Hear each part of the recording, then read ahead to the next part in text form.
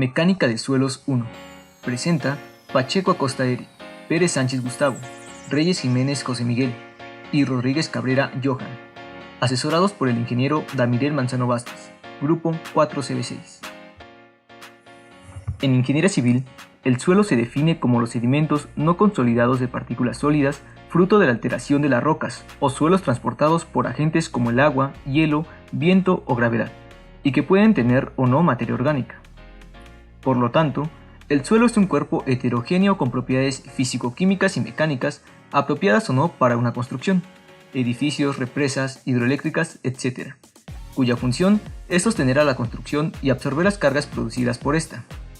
Las propiedades para determinado suelo están dadas por la relación entre sus componentes o fases. La fase sólida constituye partículas minerales, clasificados en sólidos inorgánicos como gravas, arenas, limos y arcillas, y sólidos orgánicos, como resto de seres vivos y humos. La fase líquida está formada por el agua libre específicamente, aunque en el suelo pueden existir otros líquidos de menor significación. La fase gaseosa comprende sobre todo el aire, pero pueden estar presentes otros gases, como vapores sulfurosos, anhídrido carbónico, etc., y los correspondientes a la respiración del suelo. Para estudiar mejor las fases del suelo, se realiza un diagrama de fases. Como se muestra en la figura, el peso de la muestra está constituido por el peso del agua, el peso de los sólidos y el peso del aire. De igual forma, el volumen de la muestra está constituido por el volumen del aire, el volumen del agua y el volumen de los sólidos. Observando que el volumen de los vacíos entre las partículas sólidas es ocupado por el volumen del aire, el volumen del agua o en combinación de ambos.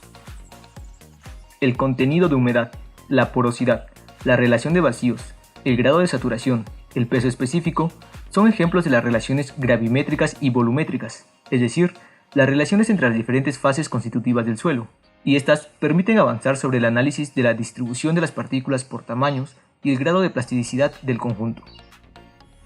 En los laboratorios de mecánica de suelos puede determinarse fácilmente el peso de las muestras húmedas, el peso de las muestras secadas al horno y la gravedad específica de las partículas que conforman el suelo, entre otras. Tienen una amplia aplicación en la mecánica de suelos. Si se conoce el contenido de humedad, el peso volumétrico y la densidad de sólidos, se puede calcular cualquier relación gravimétrica y volumétrica que se desee. Y por ello, hoy nos enfocaremos en determinar el peso volumétrico. El peso volumétrico es la relación del peso de un material entre la unidad de su volumen. En otras palabras, qué peso tiene una unidad de volumen de cierto material. En el caso del suelo, podemos determinar el peso volumétrico en estado húmedo, natural, saturado y seco, según se presente y prepare la muestra. Está expresado con la letra griega gamma. Se lee de la siguiente manera. El peso volumétrico húmedo es igual al peso de la muestra entre el volumen de la muestra. Ahora recordemos el principio de Arquímedes. Este afirma que todo cuerpo sumergido en un fluido experimenta un empuje vertical hacia arriba igual al peso de dicho fluido. Tomando como base este principio, es posible determinar el volumen de la muestra al sumergirla dentro de un recipiente con agua, impermeabilizada previamente con cera, por lo que el diagrama de fases para esta muestra queda de la siguiente manera. El objetivo de este ensayo es determinar el peso volumétrico de un suelo en estado natural a partir de una muestra con respecto a su peso y volumen, apegados a las especificaciones de la norma NTP 339.139. Y el alcance es para ensayos prácticos dentro del laboratorio donde se cuente con el personal, equipo adecuado y que cumpla con las especificaciones siguientes. Equipo. Balanza de 3 brazos. Debe contar con aditamiento especial, capacidad mínima de 200 gramos y aproximación de 0.1 gramos. Vaso de precipitado de 300 ml con graduación. Una parrilla eléctrica, una espátula metálica, cúter o cuchillo, parafina o cera, y un hilo ligero y resistente.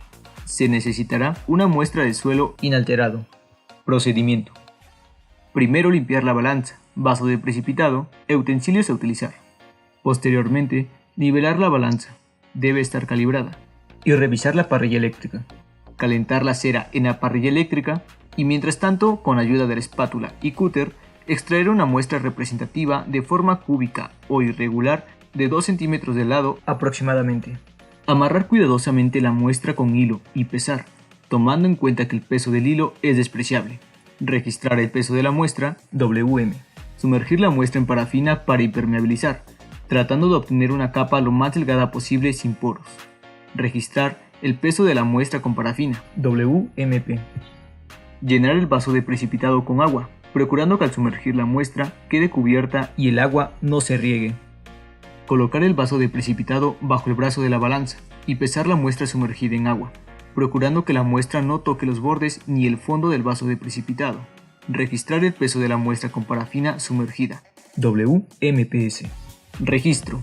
Con ello, obtenemos un registro similar al siguiente, en el que se indica el número de muestra, la profundidad a la que se extrae la muestra, el número de muestra representativa y los datos obtenidos anteriormente. Cálculos. Ahora, determinar el volumen de la muestra con parafina es igual al peso de la muestra con parafina menos el peso de la muestra con parafina sumergida. Determinar el peso de la parafina es igual al peso de la muestra con parafina menos el peso de la muestra.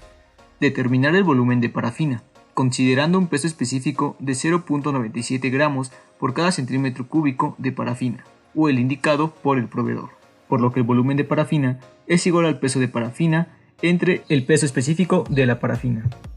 Posteriormente determinar el volumen de la muestra, que es igual al volumen de la muestra con parafina menos el volumen de la parafina. Y finalmente determinar el peso volumétrico con la fórmula conocida. El peso específico de la muestra húmeda es igual al peso de la muestra entre el volumen de la muestra. Resultados. Se obtiene un registro completo similar al siguiente. Conclusión. Los resultados a través de este ensayo son confiables, con precisión determinada por los equipos e instrumentos usados, así como por la correcta ejecución por parte del personal. El peso volumétrico del material en estado natural se puede determinar con este método de laboratorio. Sin embargo, existen otros métodos como el método del pignómetro. La importancia y uso del peso volumétrico es amplia. Interviene en el análisis de empuje sobre estructuras de retención de suelos, estabilidad de taludes e incluso en el grado de compactación. Referencias.